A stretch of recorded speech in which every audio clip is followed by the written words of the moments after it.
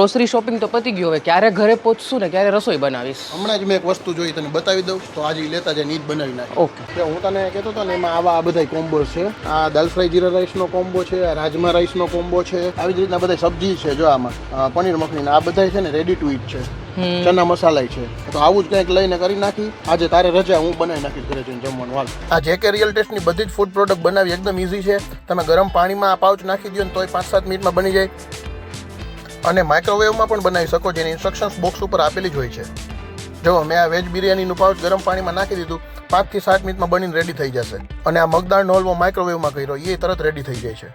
જો હેતલ, કીધું તું ને મેં, રેસ્ટોરન્ટ જેવું ફૂડ ઘરે તૈયાર થઈ ગયું. હવે ટેસ્ટ કરશું આપણે. ચાલો કરી લઈએ.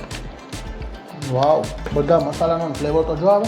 રેસ્ટોરન્ટમાંથી પાર્સલ કર્યું હોય ને એવું જ લાગે. એટલે આ બધી ફૂડ પ્રોડક્ટ જે કે રિયલ ટેસ્ટની છે એ હું તમને બધાને સજેસ્ટ કરીશ. તમારા લોકોને જો ફોરેન ફરવા જવાનું હોય અથવા તો તમે ટ્રેકિંગમાં જતા હોય તો એ બહુ ઇઝી પદ્ધતિ છે. ગરમ પાણીમાં આનું પાઉચ નાખી દો એટલે રેડી થઈ જાય છે. તમે માઇક્રોવેવમાં પણ બનાવી શકો છો. અને અચાનક ઘરે કોઈ ગેસ્ટ આવી જાય ને આ 5 મિનિટમાં બની જાય એવી આઈટમ છે.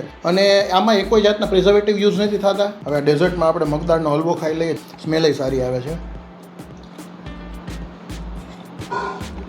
Mind blowing.